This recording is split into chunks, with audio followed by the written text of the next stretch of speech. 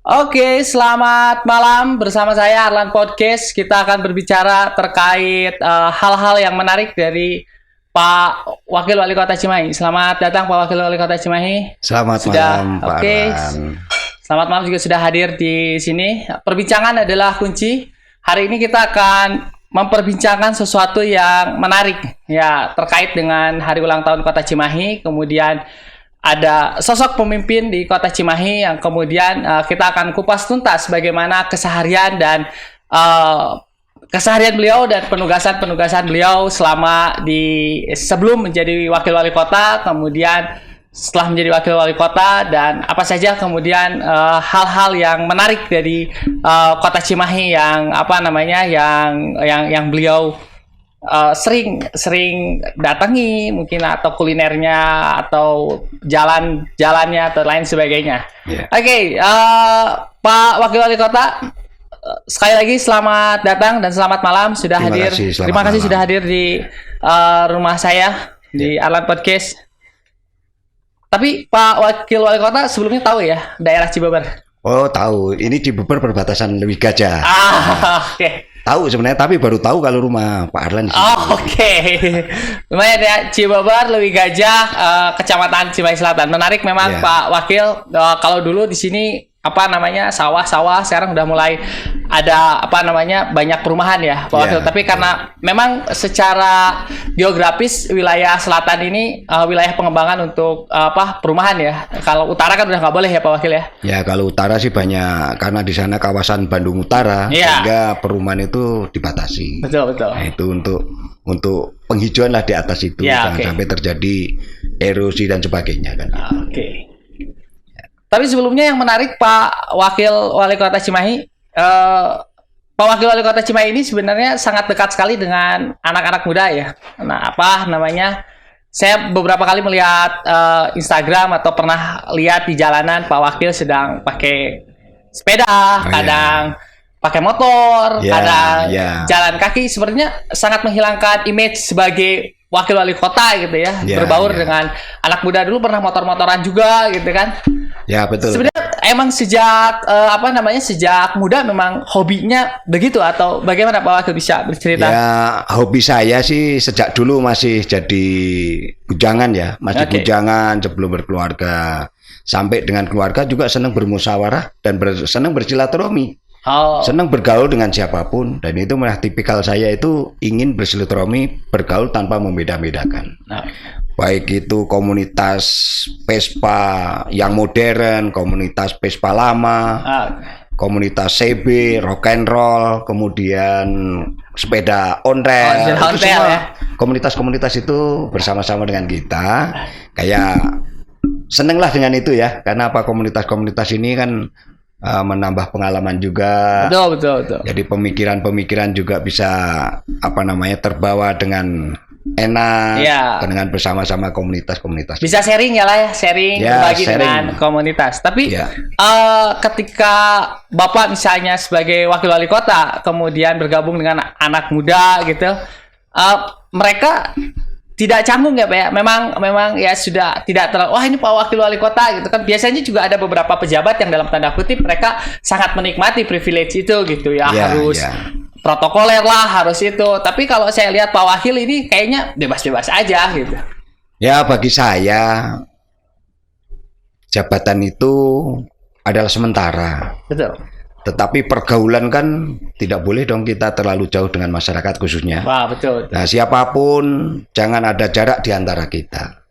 Bagaimana kita bersatunya antara pemimpin dengan yang dipimpin apabila terlalu ada jarak?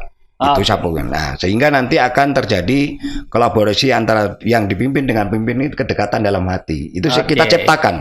Sehingga tidak perlu kita berlebih-lebihan. Siapapun kan kita sama-sama masyarakat, kita sama-sama manusianya, kita bangun untuk kedekatan ini.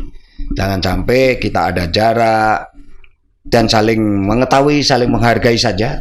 Saling tahu, tidak usah terlalu kaku, tidak terlalu formal, tapi kita sama-sama aja, karena ini adalah mendekatkan kita antara pemimpin dengan masyarakat. Kan Oke, gitu. filosofinya cukup menarik ya, bahwa pemimpin itu adalah milik masyarakat dan kemudian masyarakat harus bisa menerima pemimpin, gitu. Artinya bisa menerima pemimpin itu dengan kondisi apapun ya, memang tidak perlu ada jarak antara masyarakat dan pemimpin gitu. Karena memang mau bagaimanapun ya, kalau di Indonesia kan konteks demokrasi kita itu kan pemilihan langsung, artinya ya masyarakat adalah yang memilih Bapak. Itu menarik.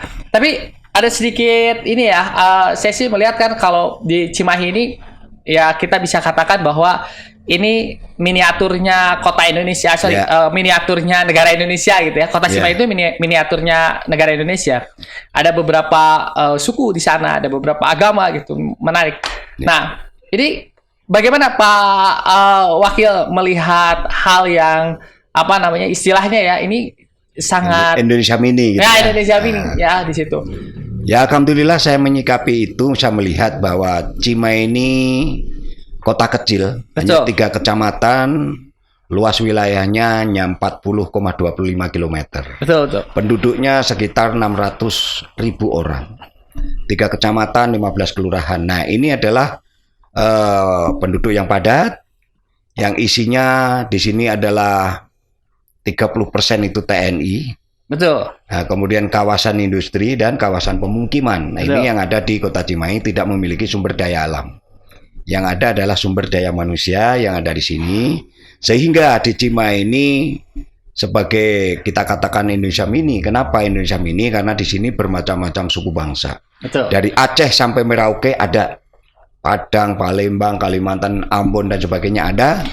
Nah, sehingga di sini bisa dikatakan Indonesia Mini. Tapi alhamdulillah Cimahi walaupun itu bermacam-macam suku, ras dan agama, selalu dalam kondusif, semua saling menghargai, aman, kemudian tidak terjadi saling gontok-gontokan. Nah, inilah perlu dicontoh bahwa Cimahi kecil, bermacam-macam suku bangsa, tapi tentram, aman, damai dan saling menyadari, saling menghormati. Nah, itu. Kuncinya bisa menghargai keberagaman dan kemudian bisa menghargai perbedaan. Itu sih sebenarnya kunci dari apa yang dikatakan oleh Pak Wakil. Tapi ada yang menarik Pak Wakil, kalau misalnya kita melihat Pak Wakil ini kan kalau dalam logat itu kan sebenarnya kental ya, dari dari Jawa Tengah ya, dari Yogyakarta. Saya mau pengen tahu sebenarnya Pak Wakil ini ke Cimahi itu sejak kapan? Gitu. Saya cerita sebentar kalau gitu gini ya. Mungkin Pak Arlan, jadi saya sampaikan bahwa saya memang dilahirkan 59 tahun yang lalu di kota kecil yaitu Kota Bantul, Yogyakarta. Bantul, Yogyakarta. Ya, tahun 61 saya dilahirkan. Kemudian saya dilahirkan dari seorang petani.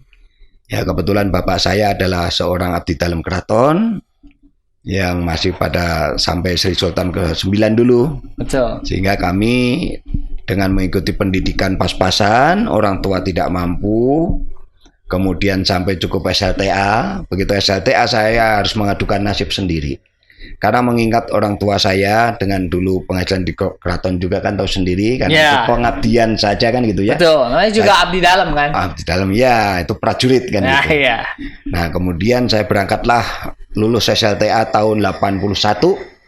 Saya memberanikan diri untuk melepas dari orang tua. Saya berangkat awalnya ke Jakarta. Kemudian saya Jakarta tahun 81 sampai 82. 82 saya berangkat ke Bandung. Kita ke Bandung mengadukan nasib di Bandung. Bekerja di IPTN atau sekarang PTDI. Ya, pada saat itu pada program CN 235 saya ikut di sana, ikut bekerja sampai tengangan tahun 1983. Nah, 2 tahun, hampir 2 tahun. Kemudian setelah itu saya masuk tentara.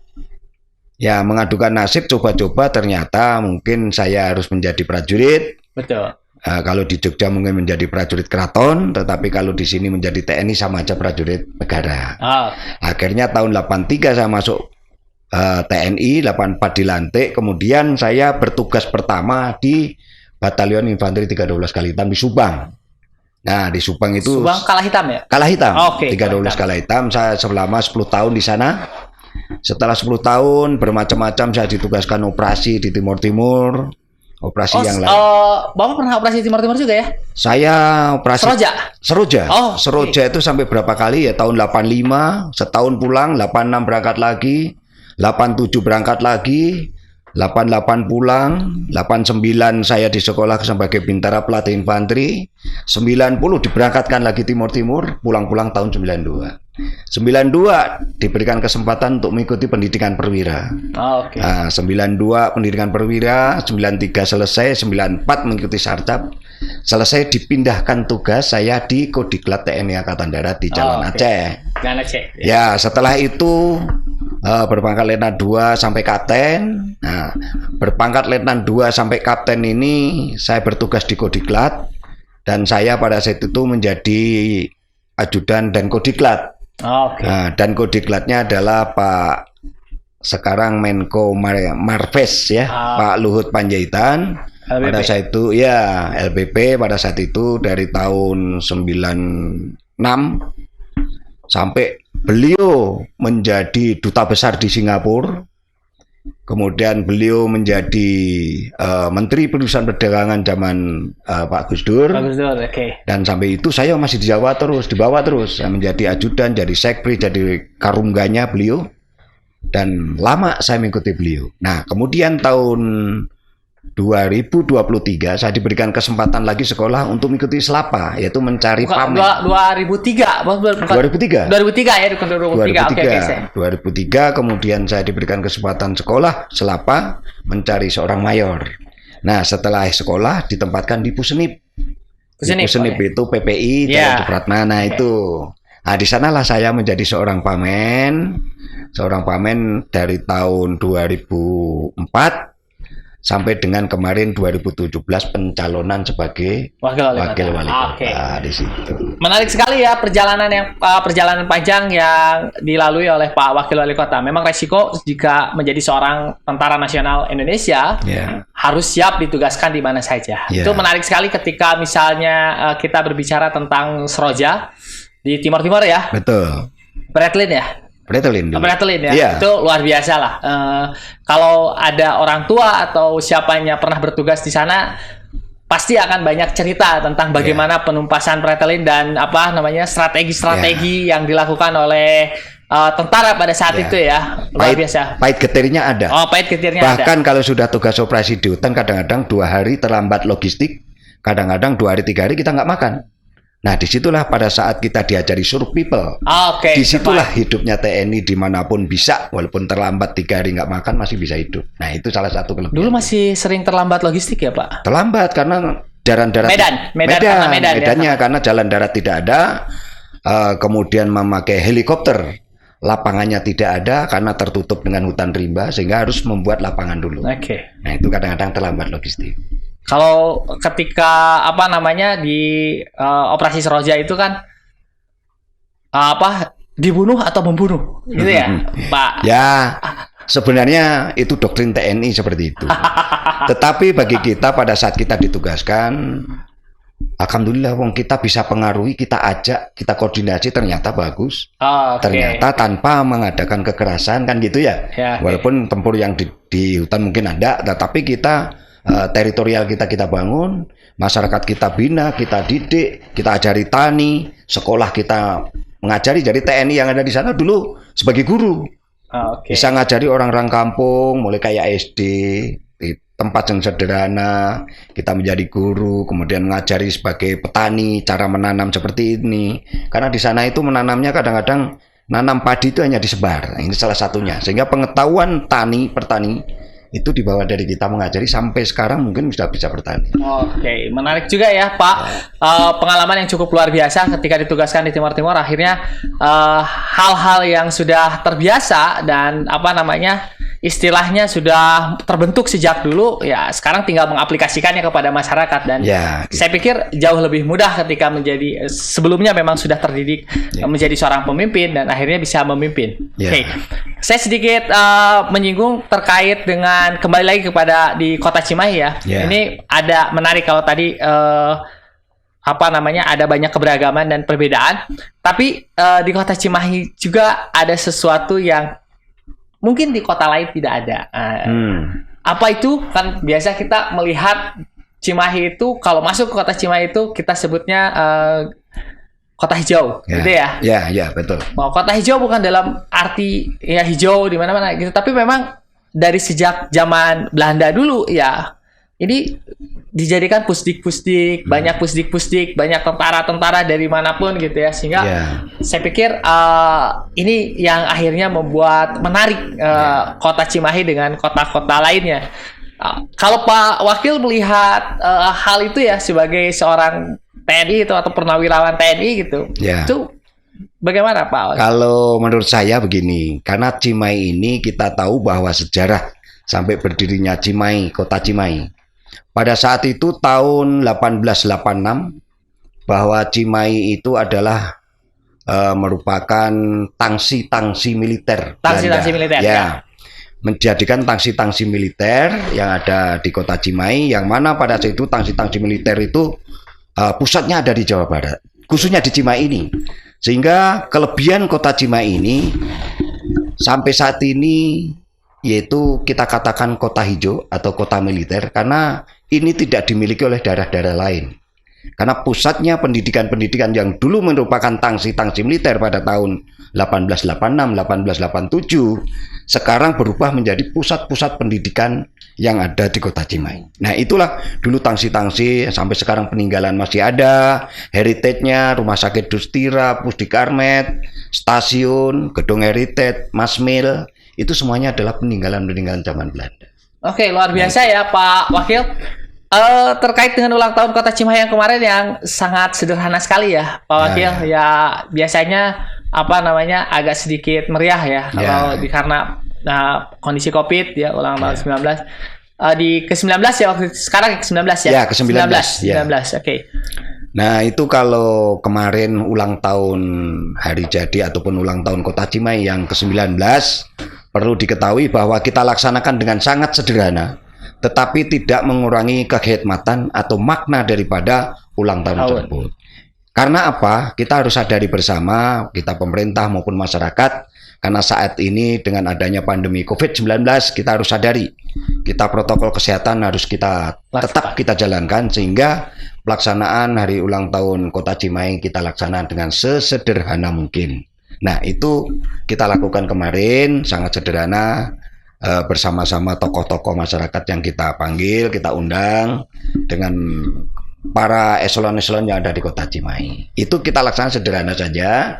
Kita harus menyadari tidak mengurangi makna daripada ulang tahun tersebut. Nah, saya sampaikan juga kepada masyarakat khususnya bahwa saat ini kita sadari bahwa COVID-19 itu belum selesai. Saya sarankan dan kita memberikan arahan ataupun imbauan kepada masyarakat, kita jangan terlena. Betul. Bahwa COVID-19 ini belum selesai. Kita jangan sampai meninggalkan protokol kesehatan. Pakai masker, kemudian sering cuci tangan, hindari kerumunan-kerumunan, jaga jarak di antara kita untuk aman. Nah, ini kita harus melihat perkembangan-perkembangan yang ada di wilayah lain. Kita jangan sampai meninggalkan protokol kesehatan ini, karena ini instruksi dari pusat juga masih harus dilaksanakan. Sehingga yang kita lakukan adalah sayang terhadap anak, sayang terhadap keluarga. Nah, itu adalah himbauan saya, tetap protokol kesehatan harus dilaksanakan, disadari bagi kita secara pribadi. Jadi pesan di ulang tahun kota Cimahi yang ke-19 tadi sudah disampaikan oleh Pak Wakil ya, bahwa kita tetap harus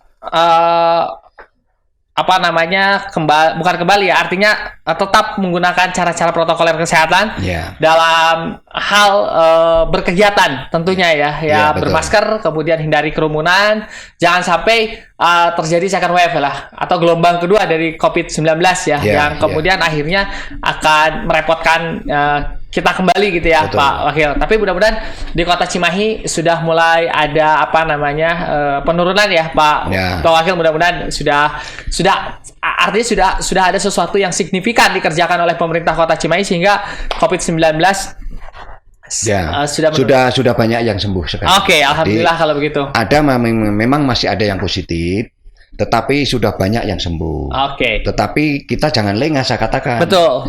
Saya mohon, saya minta, saya himbau kepada masyarakat bahwa COVID-19 Corona ini belum selesai. Sehingga sadarlah bahwa ini untuk kepentingan kita pribadi.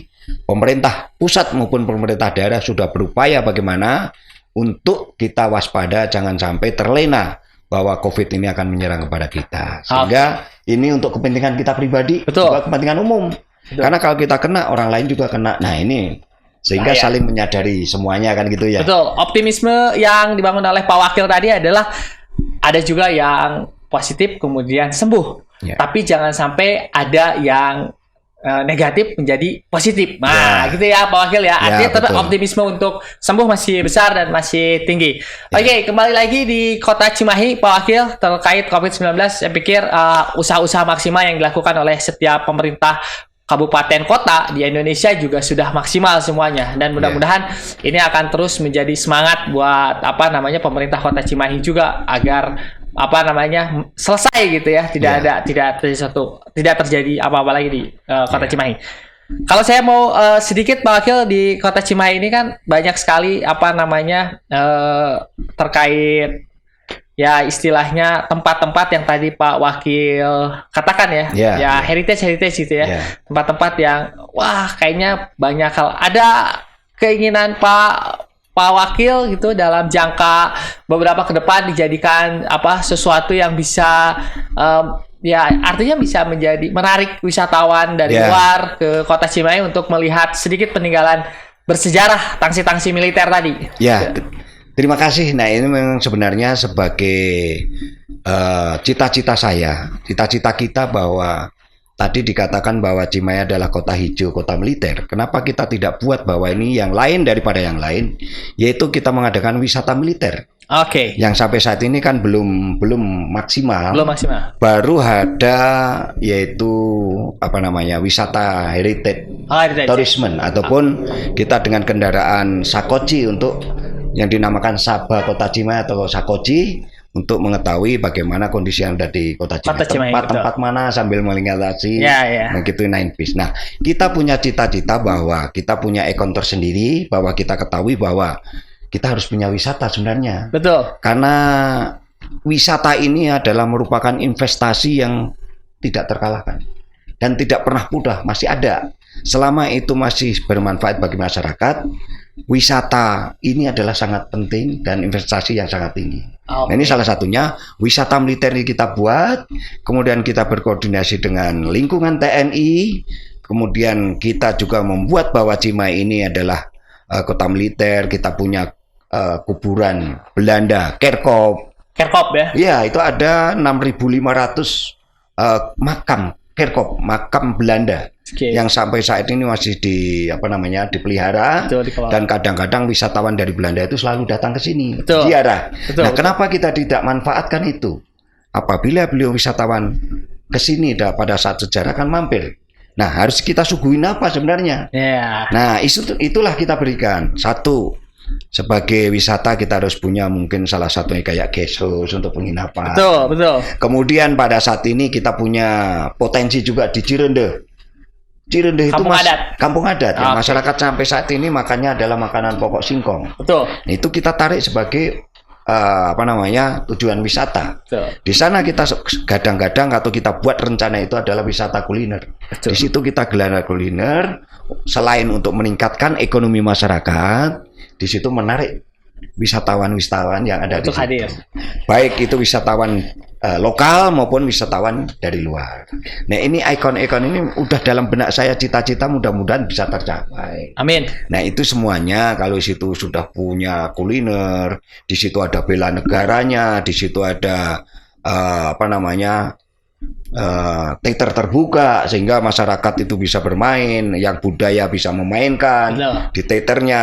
Nah, itulah budaya-budaya kita hidupkan di Cirende. kuliner kita hidupkan di Cireneng. Oke. Nah, itu cita-cita. Nah, Nah, mudah-mudahan masih bisa tercapai ya Pak Wakil. Ya. Next ya Pak Wakil bisa ya apa namanya masih ada beberapa tahun ke depan ya Pak Wakil. Ya, mudah-mudahan. Tapi kalau lihat dari progres memang sudah mulai ada apa peningkatan di Kota Cimahi ya. Ya.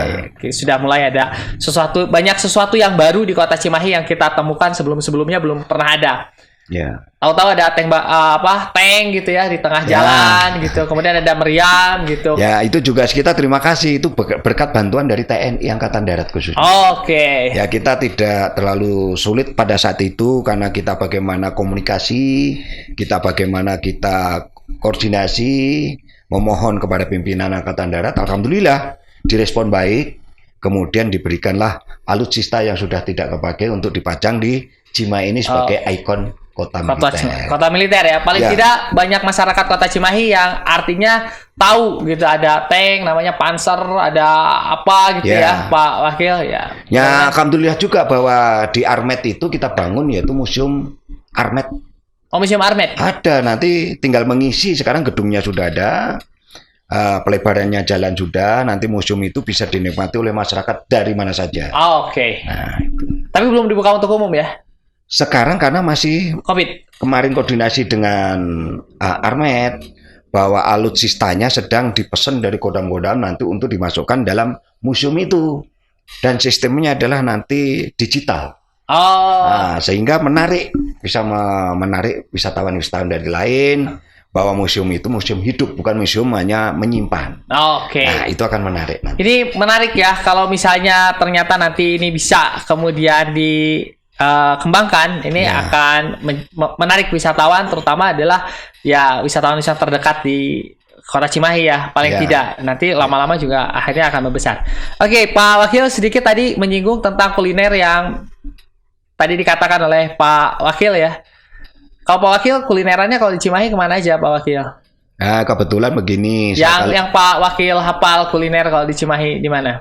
Nah, kuliner ini sekarang memang berada di wilayah-wilayah. Betul. Home industri kita buat kuliner itu dan bahkan ada pemasaran yang sudah keluar negeri ada. Oke. Keluar daerah ada. Contohnya mungkin bandrek.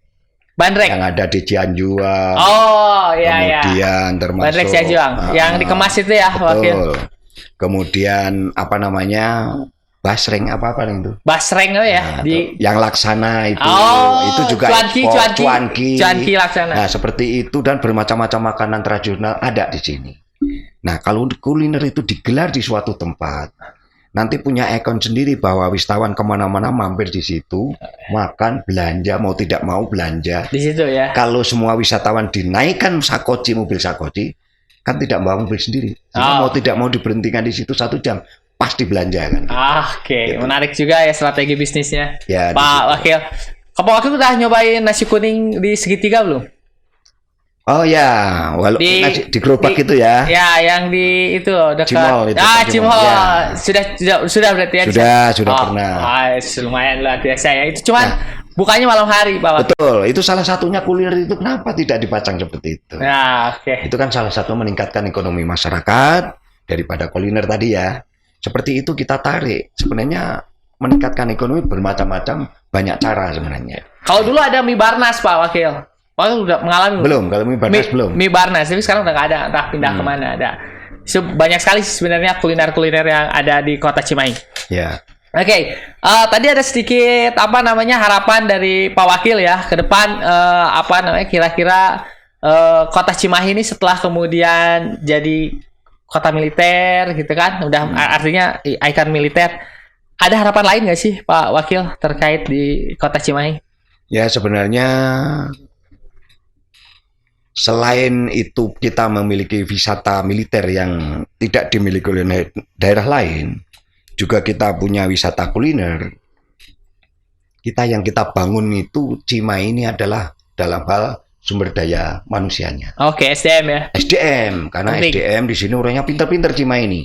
Nah, kita kedepankan adalah pemuda-pemuda kita, tokoh-tokoh pemuda kita, karena harus muncullah pemuda-pemuda ini. Karena apa? Tidak lama lagi sebenarnya Cimahi juga ataupun yang lainnya itu ada di pundak pemuda.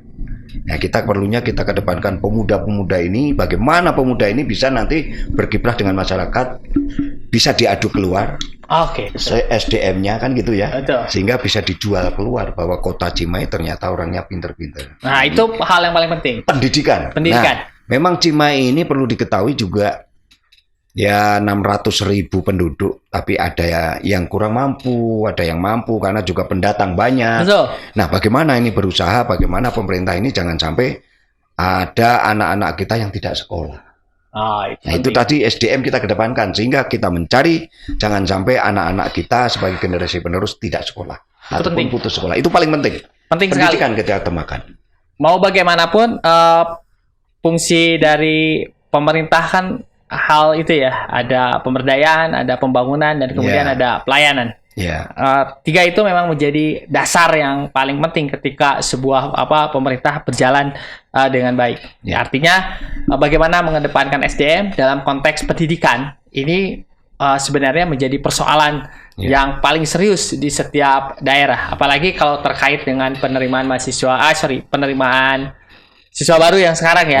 Itu PPDB kan, itu luar biasa ya, luar Pak. Biasa, betul. Cimahi mudah-mudahan sudah tidak ada kendala ya, Pak Wakil. Mudah-mudahan untuk PPDB. Tapi setiap daerah pasti memiliki kendala. Yakin. Semua itu pasti ada kendala. Tapi mudah-mudahan Cimahi minimal lah bisa minimalisir. Ya minimal Cimahi ini tetap kewadahan semuanya, bisa sekolah, jangan sampai tidak ada yang tidak sekolah. Baik itu di negeri maupun swasta. Kalau ke negeri cuma swasta nanti juga kacau juga kan gitu ya. Tetapi itu mudah-mudahan pemerataan ini bisa berjalan dengan baik di kota Cimahi.